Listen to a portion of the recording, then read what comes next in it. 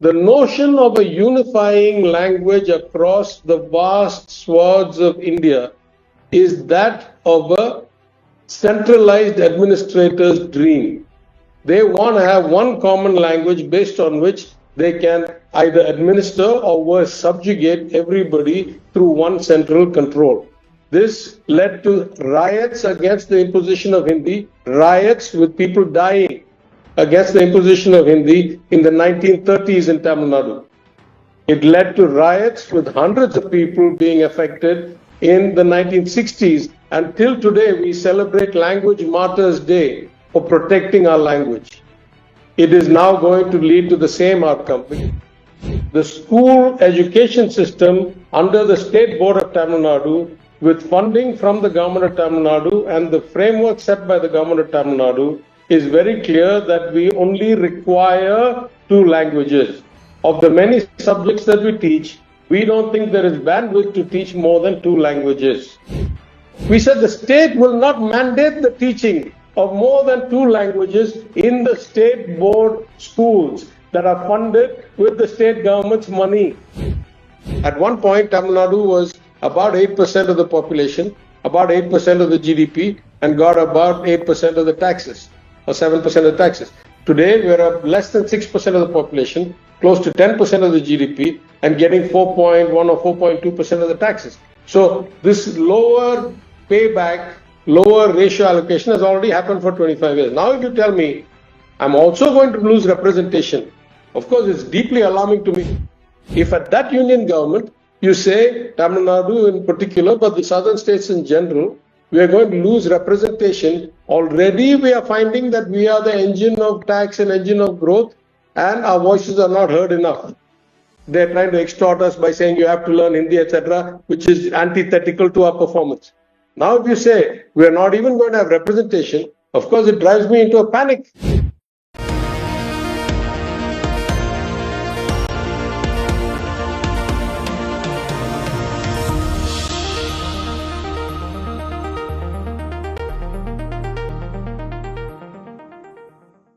Hello and welcome to a special interview for The Wire.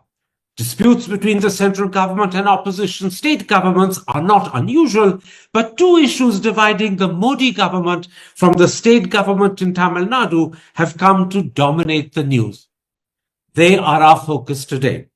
Is the centre trying to impose Hindi on Tamil Nadu, or has the Chief Minister misunderstood the national education policy?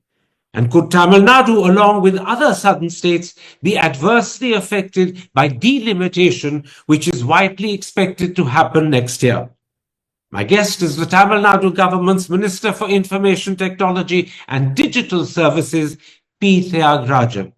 Mr. Thiagarajan, why does Chief Minister Stalin believe that the national education policy imposes Hindi on southern states like Tamil Nadu, when experts like Yogendra Yadav, for one, have written in papers that it doesn't even mention Hindi? Well, maybe if you don't mind, I'll start a little bit from the beginning. Education is a very sensitive and very central issue for us politically.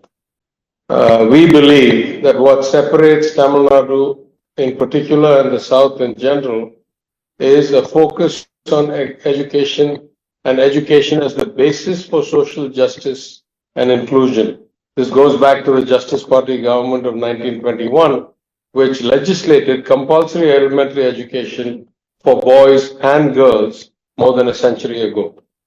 The outcomes we have seen since then are a function, we think, of this focus on education. And we were opposed to education being moved to the concurrent list in the 42nd Amendment during emergency. And we have always felt it should be a state subject. The good news is that we have shown remarkable results compared to almost any other state in this country. Our approach, our focus, our inclusion has shown spectacularly good results. Therefore, at the core of it, we start with the basis, whether the message is from Mr. Yogendra Yadav or it is from the Ministry of the Government of India. We don't believe anybody outside Tamil Nadu should be telling us how to run school education policy. First problem, first issue. It is a concurrent list subject. it was always interpreted till now that all the way from elementary education, kindergarten through high school was almost exclusively state subject. And when we came to the universities, because of things like the University Grant Commission and because of the need for degrees to be valid throughout the country, therefore we could see this being a kind of concurrent list in the union half of the spectrum.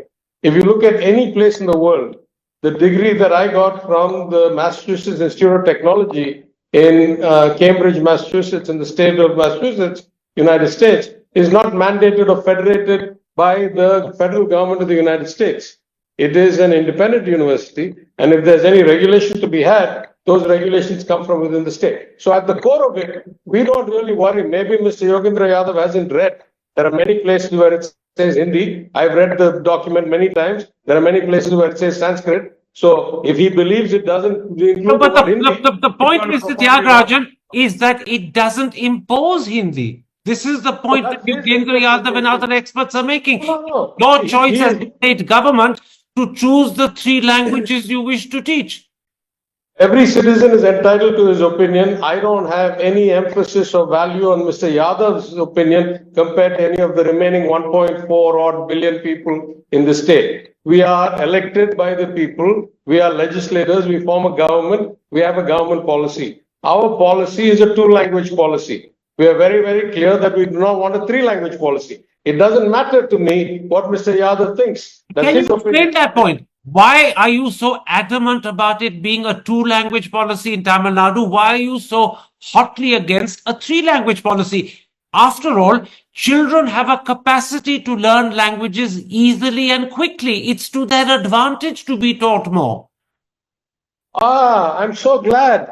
How many children in Uttar Pradesh know 3 languages? How many children in Bihar know 3 languages? How many children in Uttar Pradesh know 2 languages? Since you have such a fantastic idea that every child can learn 3 languages, what has been the outcome in our country for the last 75 years? What percentage of our children are spectacularly good at 2? Let's start then with 3. What do you mean children are spectacularly good at learning? Where have been the outcomes to show any of this to be true? We are very clear. We want a 2-language formula. It is both ethnically, culturally, and economically a sophisticated approach that has yielded us spectacular results. Tell me one place where a 3-language formula in this country has yielded better results than the state of Tamil Nadu, and explain to me why we should change from our policy for the sake of somebody else. Let me put it like this. The truth is that the 3-language formula has been an integral part of the first and second education policies as well. More importantly, by not imposing Hindi in any shape or form, or to quote Yogendra Yadav again, by not mentioning Hindi, the new national education policy actually dilutes the formula. So if it was acceptable earlier, why is it not acceptable now? When was it acceptable for us? You say that the 3-language formula has been in there from the first education policy.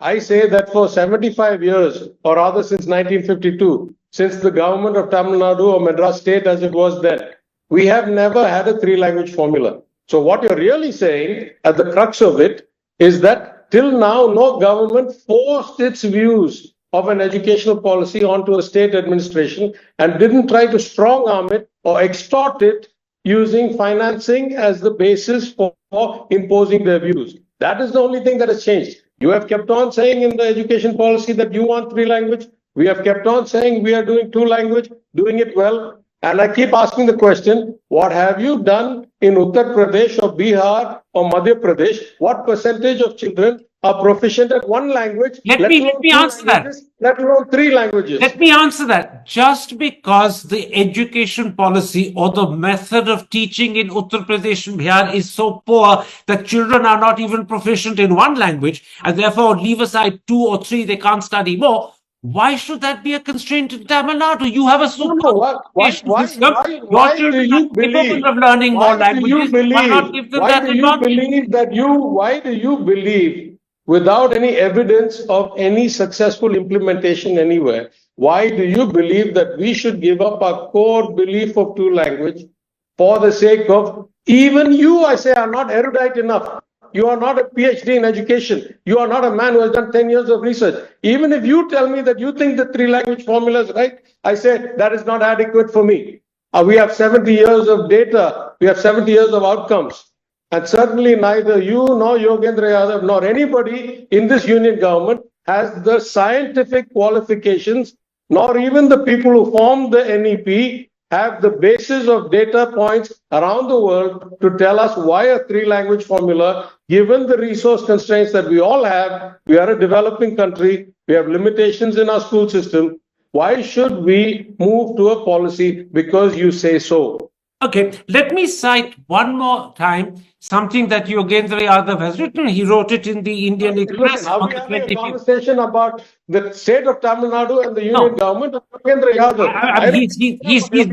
He's made a suggestion about how you could accept the present national education policy. I want to see how you respond to it. He basically says that the national education policy requires that children should be taught any three languages chosen by the state. I repeat that, any three languages chosen by the state, provided two of these three languages are native Indian languages. And his suggestion is Tamil Nadu could opt for Tamil, English, and classical Tamil. Not Hindi, not Sanskrit, but Tamil, English, and classical Tamil. He suggests that would be an excellent solution for your government and your state. He should get himself elected either as a councillor or a member of some state assembly or the parliament and go and propose his ideas after being elected by the people.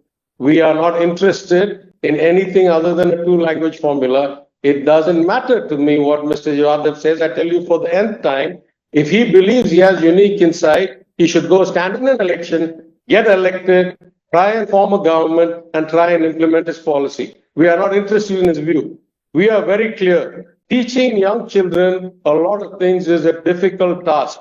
Right now, our educational outcomes, though they're superior to the national average, are not where we would like them to be. We don't really have the bandwidth or the capacity to profoundly change the educational model and hope that we continue to improve our results.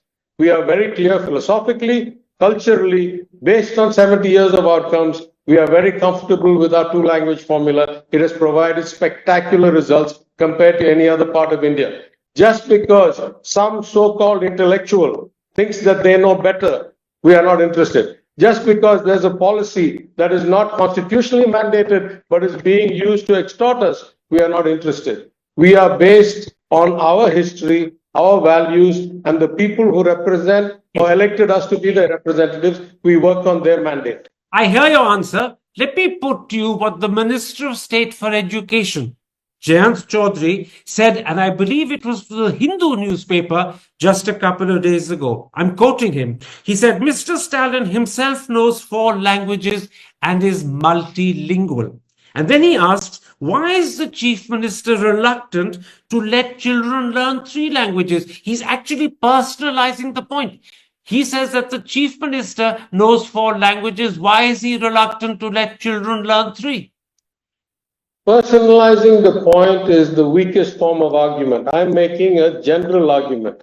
Any child is free to learn 15 languages if they like. The school education system under the State Board of Tamil Nadu, with funding from the government of Tamil Nadu and the framework set by the government of Tamil Nadu, is very clear that we only require 2 languages. Of the many subjects that we teach, we don't think there is bandwidth to teach more than 2 languages. How many ever languages, whoever wants to learn, there is no bar on it. Nowhere. Not any private school, not any non-Tamil Nadu board school has been told you shall not have more than 2 languages. Anybody is happy, we are happy to have anybody learn whatever they want. We are directing the state's resources through a state regulatory model and a state education system to achieve the best possible results for the broadest possible population. In that, we have a view. That view has been proven spectacularly right. We are not willing to change that view unless at least somebody comes and shows us an example of where this is working spectacularly better than us. Then we will consider whether we should redirect the limited resources of the state to expanding the number of languages. That is the core of the issue. It is not a question of prohibition. Anybody can learn any language they want. There's no problem. We never said no. We said the state will not mandate the teaching of more than two languages in the state board schools that are funded with the state government's money. If I understand your point correctly, you're making a very simple point. You're saying state-funded schools do not have the bandwidth to teach more than two languages. Secondly, you're saying it has worked extremely well in Tamil Nadu and you see no reason to change it. And thirdly, you're saying if someone can provide a concrete example where three languages have worked better than two, you're willing to consider three languages, but such an example you believe does not exist. And therefore, you see no reason why you should change something that has worked so well. Yeah, were there to be an example, I would still have one question left. Beyond anything, beyond the philosophy. Let's just say purely talking as science. We all agree that the output of the education system is not perfection. We all agree that many students are not keeping up with the level that they're supposed to be. That's true at elementary school, that's true at middle school, that's true at high school. We are very happy that that number of students who are not keeping up or are dropping out are much, much lower in Tamil Nadu than they are in other states. But we have a lot of improving to do. We are continuously striving to improve our system. If you now tell me I got to take the limited resources of my system and dilute it because of a notion from somewhere else, the starting gate is proof that it is better. Even then, it's not a conclusion. Then I have to decide, is it worth diluting the already limited resources that are producing less than perfection outcomes? Should I further dilute this for the sake of some other concrete example? Without a concrete example, the open gate is not even on. It's basically closed. But even with a concrete example, as you pointed out, the gate may not necessarily be open. You need to be convinced it would be better. Thoughtful people need to have a discussion. Listen, I'll say, why don't we start teaching computer science at first grade? We are now in the age of AI. Let's start giving machine learning and algorithm programming or language models at first grade. In theory, that's going to be extremely useful for the future. The question is, what has been proven till now, given the number of resources we have in teachers, in buildings, in money, in the number of students we're processing, should we really reopen this basic notion of what is the core curriculum? Okay. Right? That is the first question. I understand that. Let me raise a deeper question that may be in the minds of the audience listening to this interview. It certainly is in the minds of people who heard this debate rankle over the last couple of weeks. Is Hindi an anathema to Tamil Nadu? The impression that comes across is that this is not simply a resistance to language, it's a sort of visceral, almost ideological rejection. How do you explain that? I'll give you a very, very lucid explanation of that, I hope. Hindi has always been seen by whoever happens to be running the government of India in some form, whether that was the British in the early days when the notion of Hindi, as you know, is only a few hundred years old. It was considered a unifying language brought about in the era of the British to kind of have a common language through which they could administer the country better. In the Constitutional Assembly, there were so many debates about whether there needed to be a national language and whether it needed to be Hindi. The resolution of which was that there should be at least a gap till 1965 before Hindi would be considered possibly an official language. And then the resistance that came in 65 made the amendments that made it possible for all the regional languages to be official languages. So if I go to the core of it, I will start very deep down. The notion of a unifying language across the vast swaths of India is that of a centralized administrator's dream. They want to have one common language based on which they can either administer or worse, subjugate everybody through one central control. This led to riots against the imposition of Hindi, riots with people dying against the imposition of Hindi in the 1930s in Tamil Nadu. It led to riots with hundreds of people being affected in the 1960s. Until today, we celebrate Language Martyrs Day for protecting our language. It is now going to lead to the same outcome because you see, the biggest reason we have learned, or biggest lesson we have learned from history is Once you have a unifying language like the Hindi heartland has accepted, all their native languages have all but disappeared. What happened to Bhojpuri? What happened to Awadhi? You may have seen my Chief Minister's social media post a few weeks or a week ago that showed more than 30 languages intrinsic to people that were ancient languages in use that have just effectively, practically disappeared. Can I make a point there? They may Tamil not is the have oldest can I make a living point there? language in the Those world. languages that he claims have disappeared actually have not disappeared. I have staff sitting around me hearing you who speak Maithili, who speak Kumauni, who Right. speak The Garhwali. question, Those are three languages that have disappeared. They haven't disappeared. They're spoken very they well, have well and become very wide. suppressed. They have become suppressed. They are not in common use. If they exist, and we don't know they exist, that means they are not in common daily use to a point where we can hear it. Our language is very much in common everyday use where everybody hears it. It is the oldest living language in the world. It is the identity of our culture. It is the height of our literature and of our art, and we will guard it with our lives. So we don't want So you any believe notion. that the attempt to impose the national education policy where Hindi is going to be one of the possible languages taught in schools is an attempt to subordinate and to subjugate. That's the message you're sending. I start from the basics. I don't believe that there is a constitutional right for the union government to enforce a school education policy on the states. Therefore, we don't buy the NEP. In particular, we have no reason to ever take a three-language formula. We have never done so in the past. We are not going to willingly do so in the future. There is neither philosophical reason, nor practical reason, nor evidential reason for us to do that. And we have severe constraints in the resources we have. On top of all that, if you tell me that we see this plus all the other noises that the union government has made in when the committee on Hindi gave its report to the union government, then also the minister said many things about Hindi.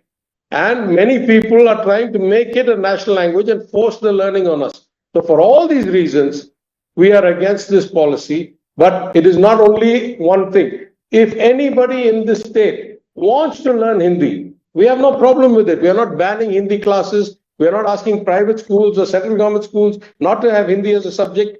We will not introduce Hindi as a subject into the government curriculum of the government funded schools. Absolutely. And you've explained that. Now, in response to Tamil Nadu refusing to implement the national education policy, Education Minister Dharmendra Pradhan has withheld funds under the Samagra Shiksha Abhiyan totaling some 2,400 crores. That is the government's response at the central level to your decision at the state level not to implement the national education policy. How do you respond to what the central government is doing? Well, I ask 2-3 questions first. I say, by your own fact, by your own statement, every national education policy for years has said have three language formula, and we have never implemented it. Till today, no union government has withheld any funds allocated to us under these so-called centrally sponsored schemes. So here is an instance. I assume that all these funds passed the union budget when it was approved by the House. I assume that some of these centrally sponsored schemes are also funded under the 15th Finance Commission's allocation, which has been adopted and is being implemented. Therefore, I ask the question, once a budget has been passed and once the Finance Commission's recommendations have been adopted, how is it your prerogative to say that unless some additional condition is met, you will not release these funds? So I have said it extremely clearly. This is nothing but extortion. It is extra-constitutional extortion. It is of a type with the behavior of this government in 100 ways. In so many centrally sponsored schemes, though the law or the allocation of the budget doesn't mention any conditions, it then starts introducing conditions at a later date. It does this in many ways. There is no other government in the history of India that has weaponized the people's money, the tax revenues, as a political tool as this government. It has weaponized every loophole, every angle, every approach, in my understanding, extra constitutionally, because these terms were not in the bill, in the finance bill, then it was passed. And now all of a sudden they make up these additional conditions saying that you shall not. So I have been, for one, hoping that the state will go to court and hold the union minister to account to say, is it within your discretion? Hang on, answer your question. You're saying you're hoping the state will go to court. You happen to be a minister of that state government. Will you go to court? I can't speak for a department that's not mine. I'm the Minister of IT. If I was the Minister of Education, I would have a more direct answer. Have you raised this possibility in cabinet meetings? I've even raised it publicly. I've also raised it internally. I'm saying that this is extra constitutional, and just like the state has taken the governor to court for his extra constitutional actions, I hope that the state will take this minister to court for his extra constitutional actions. And this is of a type of a behavioral pattern. This government continuously uses all kinds of mechanisms to subvert the will of the people, to try and subjugate the state government, which constitutionally is an equal level of government to the union government. They want to make you down to a municipality, and they want their mandate. I understand the point you're making. But until the central government changes what Mr. Pradhan has said he will do, until that point, are you prepared to forego 2,400 crore from the central government because you simply insist upon following a two-language policy? Because this money that you lose, and it's not a small sum, 2,400 crore, will surely affect school laboratories, it will affect textbooks, it will affect teacher training, and you will now have to find money for all of that from elsewhere in your budget, or your education system will suffer. It's a bit strange the way you phrase this question, right? Supposing I happen to run a business and somebody from the mafia comes and puts a gun to my head and says, pay me protection money or else you can't run your business. And the protection money they demand is 2,000 crores and my business otherwise would make 10,000 crores. It's like you're asking me, why don't you pay protection money and therefore you can run your business for 10,000 crores? It's an extraordinary question. It should be the other way around. The money that is legitimately mine is being withheld from me. You're telling me, are you willing to forego that because you want to hold to your principle? The Constitution gives us the right. We were elected by the people. We get to decide what education policy we implement. Nowhere in the finance bill did it say that unless you implement the NEP, you're not getting this money. Now, all of a sudden, he brings an extra constitutional, extra legislative, unstatutory condition on which he says you should do it. Instead of asking him, how do you do this against the Constitution? You're asking me, are you willing to give up the money? It's like saying, are you willing to stand up to extortion? Of course, we're willing to stand up to extortion. I'll say it both ways.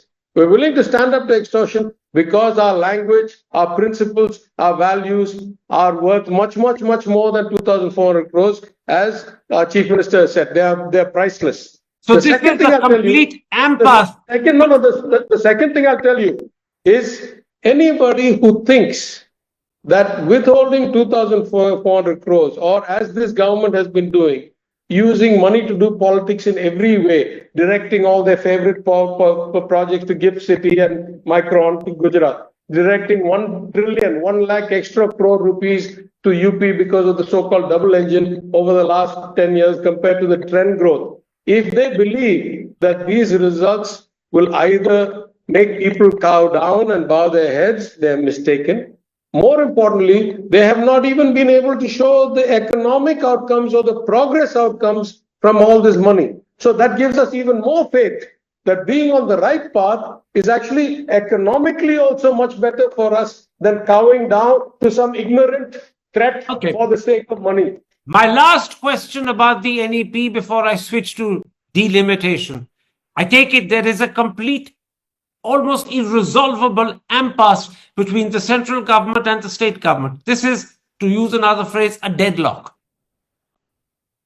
It is a deadlock if the rule of law doesn't hold in this country. It is a deadlock if the Constitution is no longer alive.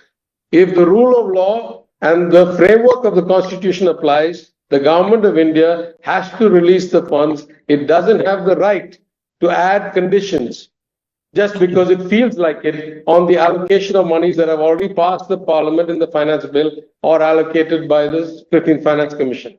Let's then, Mr. Tyagarajan, come to the second issue I want to discuss with you today, delimitation. The Chief Minister has called this a sword hanging over the head of South India.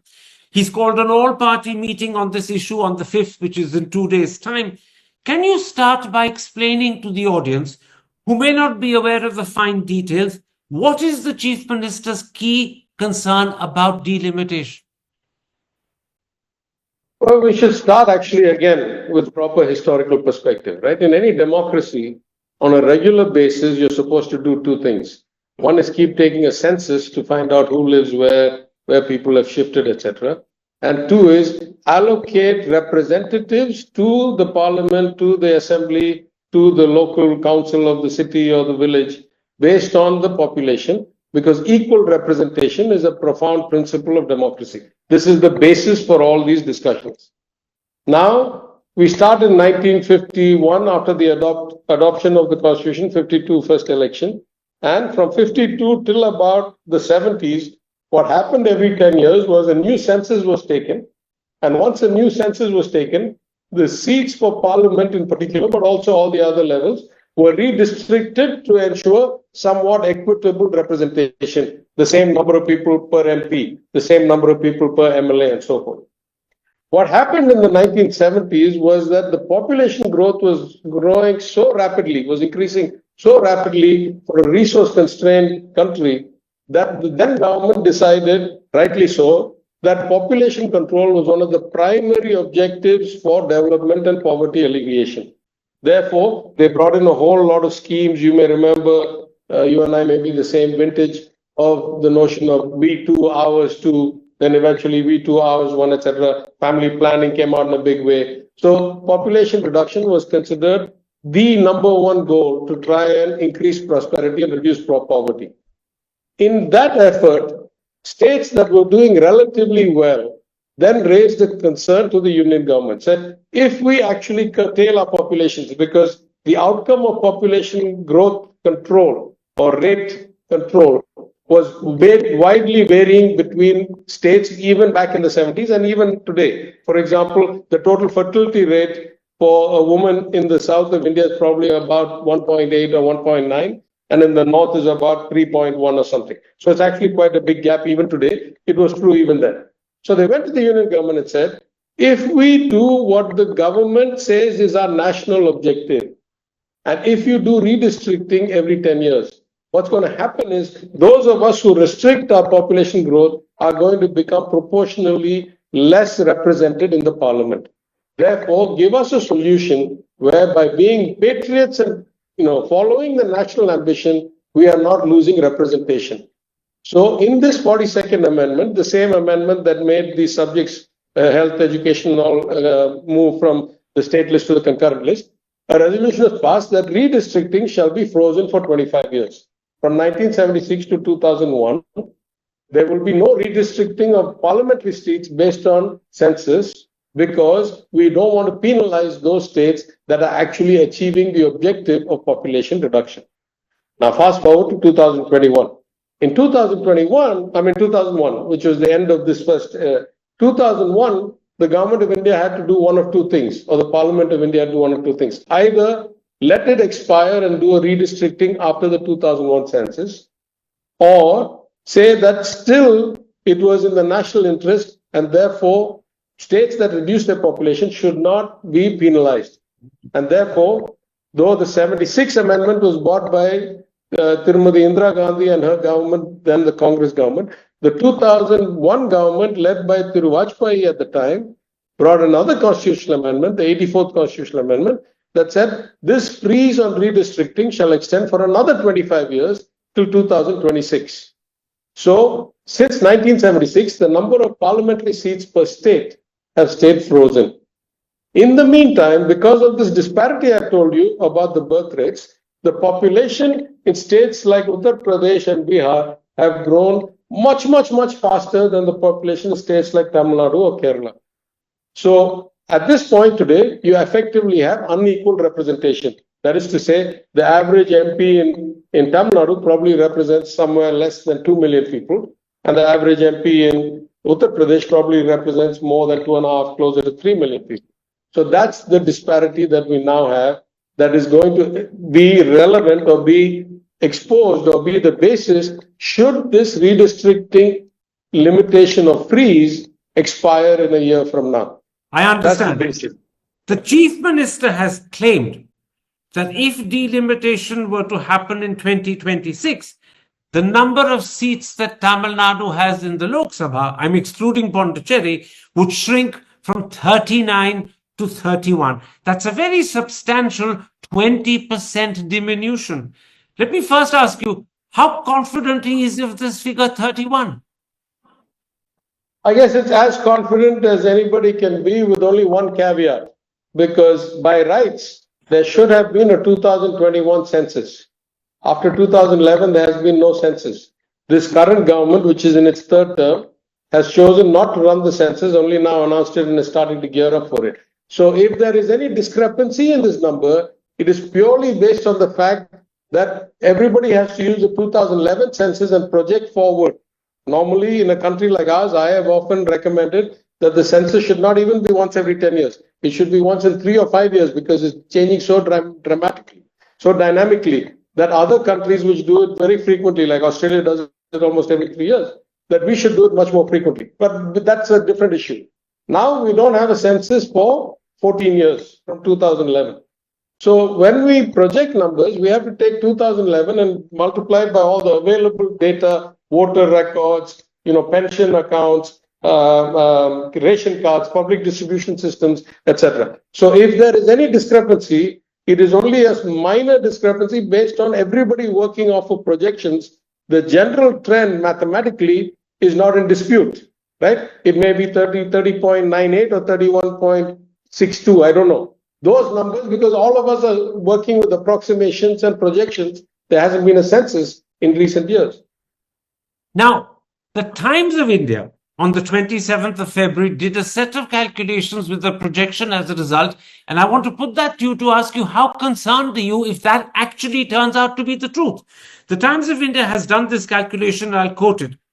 It says that at the moment, the 5 southern states have 129 out of 543 Lok Sabha seats, which is roughly 24% of the total.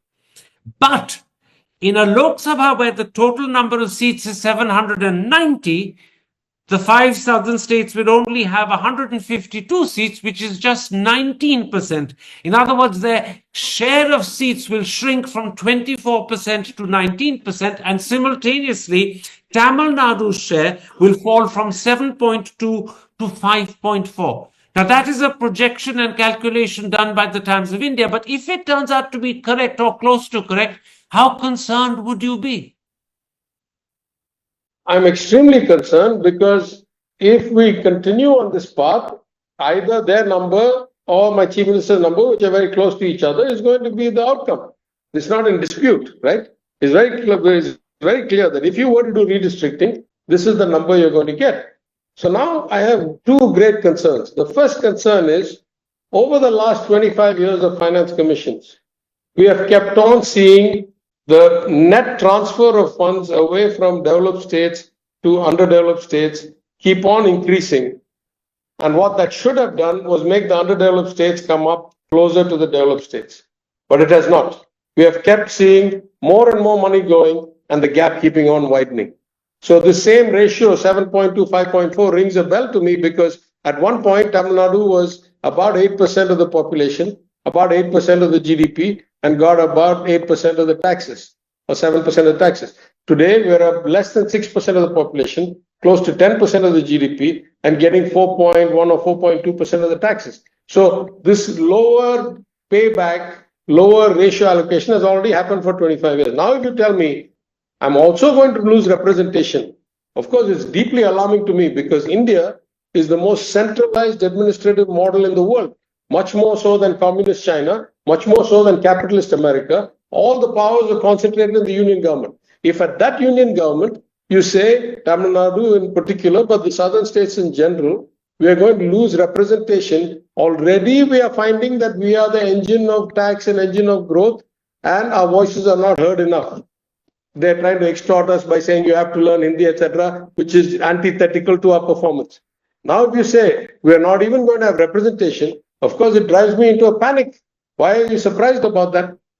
But then tell me this, how close would this bring the situation to some sort of breaking point? I hesitate to use the word secession, but that is clearly what I'm suggesting. Are you feeling, do you get the belief that you're being pushed slowly but steadily in that direction? Look, I'm not qualified and I'm not in the business of speaking about things like secession. I'll put it to you a different way. I will say that the policies of the union government, in particular over the last 10 plus years, but broadly over the last 20, 30 years, and I'll make a side comment here, that the exact policies that Prime Minister Thiru Narendra Modi, when he was Chief Minister of Gujarat, that he vociferously and vigorously resisted and opposed, those he is now enforcing and enacting upon us today. So these policies and tendencies over the last 25 years of increasing concentration of power, money, decision, legislation, one nation, one X in Delhi are leading us to a path of economic destruction first, before I talk about anything else. They're leading us to a path of economic destruction. Because what happens? Think of this as a portfolio. You're a relatively sophisticated person in terms of financial markets. Let's say I have a portfolio of 10 different investments.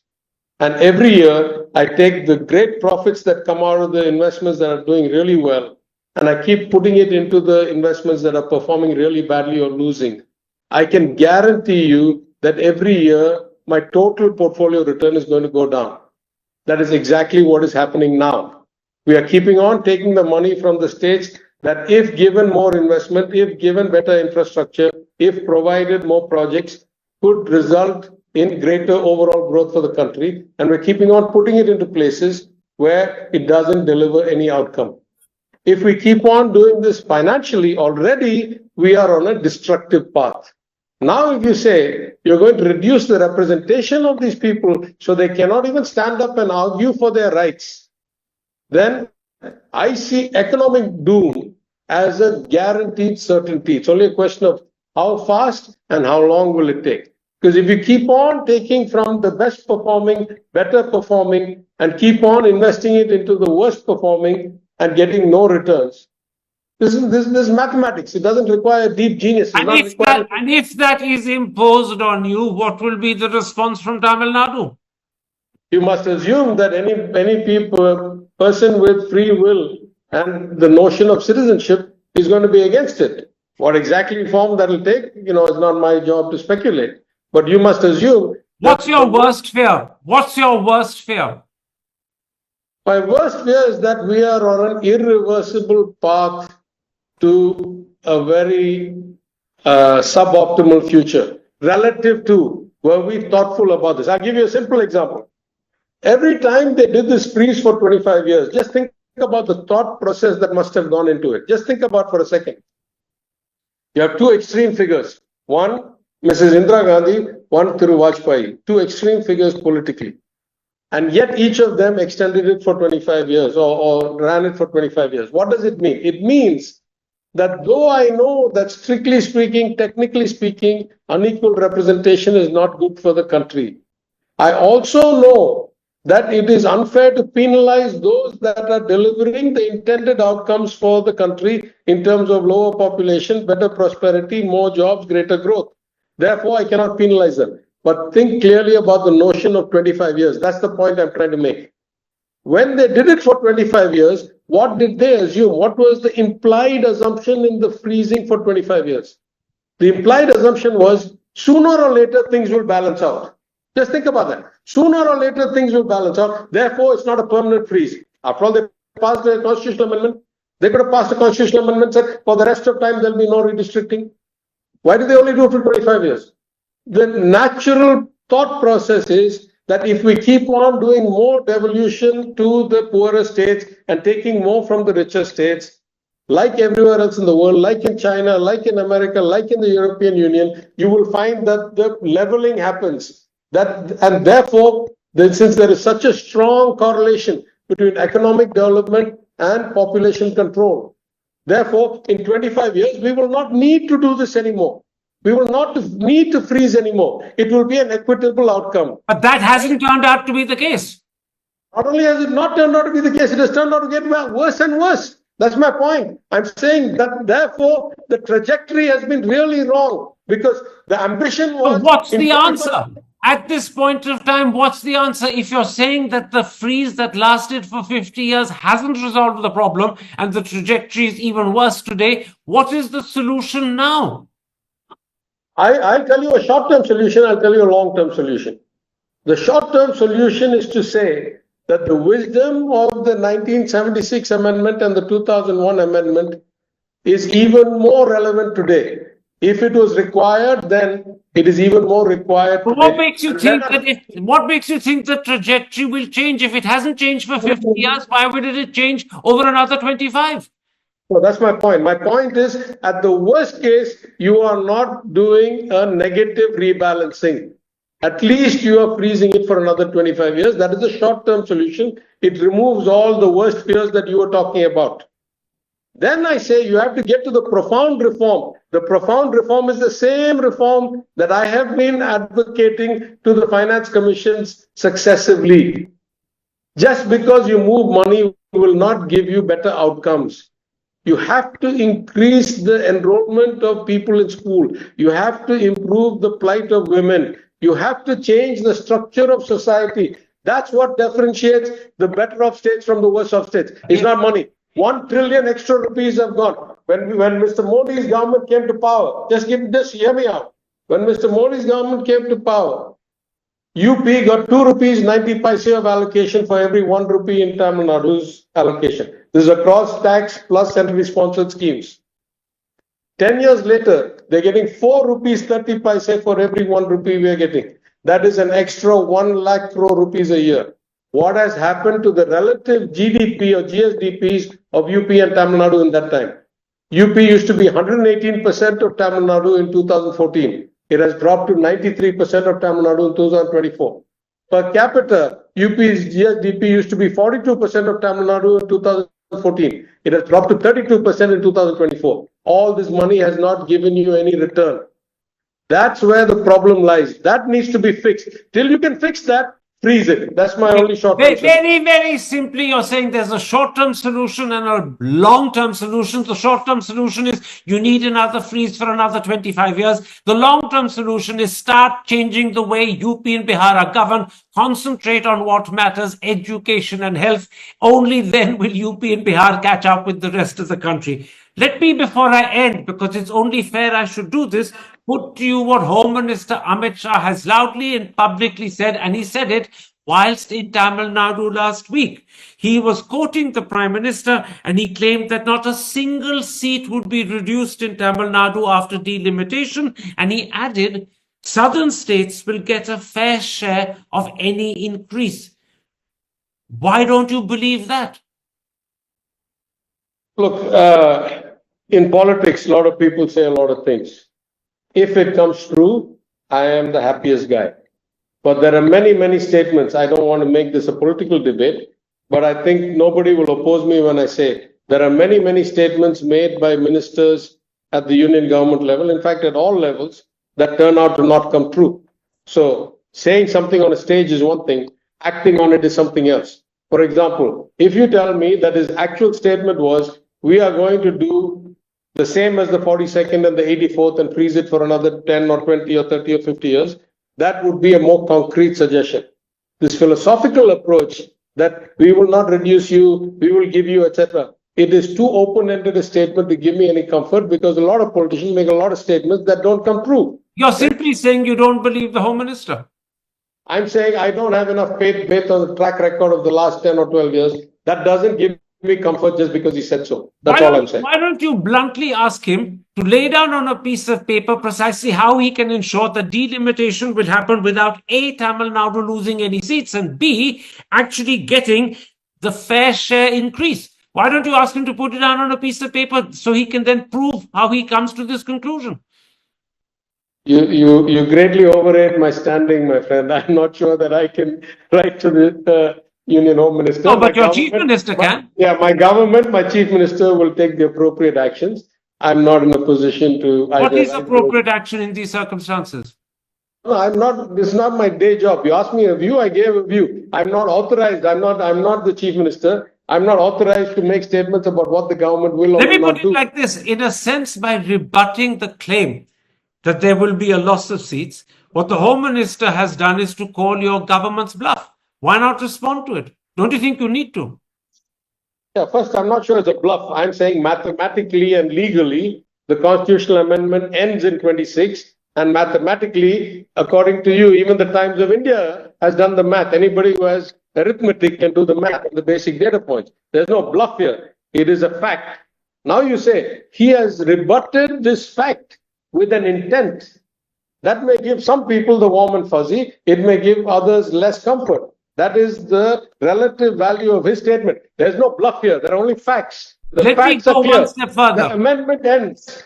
The math is the math. Those are facts. There's no bluff here. He's gone one step further. He claims that this entire issue is being raised by Chief Minister Stalin, and I'm quoting the Home Minister, to distract the public. He claims that it's being raised as an election issue, not a serious issue. He claims the Chief Minister is, and again I'm quoting him, lying to the Tamil people. Look, he can say what he wants. He's a politician. He's given to making lots of statements. You know better than me. I'm saying You're it a differently. politician too. Aren't you prone to doing the same thing? Yeah, hopefully not to the same level, but that's your judgment. It's a different story. I say that this issue has been front and center of people's minds for a long time. If you want, I'm happy to send you research papers going back to 2016, 17, 19, 21. I have spoken on this issue multiple times as an opposition MLA. I got elected for the first time in 2016. I have spoken about it in national channels. I have written about some of it, and many people have done it. Surely, if the clock is ticking down to 2026, surely the level of attention, the level of urgency, the level of angst, the level of nervousness, the level of emotion and activation only increases as the deadline approaches. That's the natural progression of life. I don't understand. If the issue was coming in 2035 and suddenly we started making up and down jump about it the year before in 2025, 10 years before, then you say, oh, the timing is suspicious. I say this issue has been front and center of the people of South India's minds for at least 8-10 years. And it is coming to a head because it's a 25-year freeze that happens to expire next year. Surely at the 24th year, there will be more attention than at the 23rd. There was more than at the 22nd. It's just a natural progression of life. This urgency is because it's coming to an end in a year. That's why. All right, my last question. Do you see this being resolved sensibly, sensitively, and in a way that you can live with? Or do you fear that this is going to become some sort of, to use a colloquial phrase, breaking point? Look, I'll just say two things. Though I am profoundly politically and philosophically opposed to the BJP's values and their idea of Hindutva versus our idea of Hinduism, etc., I assume that everybody who comes to public life comes with a sense of responsibility, comes with a sense of wanting to do the right thing, comes with a sense of trying to make the world a better place, the country a better place, people's lives better. In that sense, I've always said that the first oath or the first commitment of a politician ought to be the same as that of a doctor. First, do no harm. That should be your first oath. In that sense, I believe that any reasonable politician, though they may say and do a lot of things for politics up to a level, were it to come to the future of this country, they would not want to even bring it into any shadow of negative, either economically or politically, based on some hard and fast approach to something. That's my hope, that's my instinct. I'll say it another way. You remember the old saying by George Santayana about those who forget the past are condemned to repeat it.